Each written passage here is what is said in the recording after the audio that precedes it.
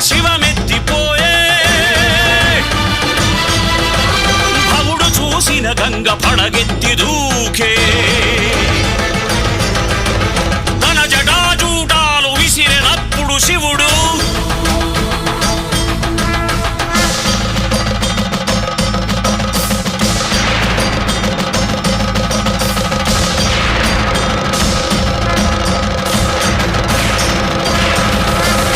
పట్టుబడిపోయింది పడతి Gangamma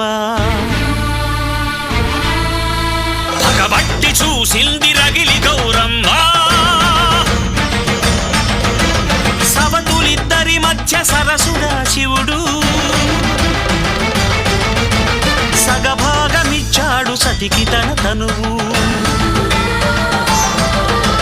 Samba శివుడైపోయి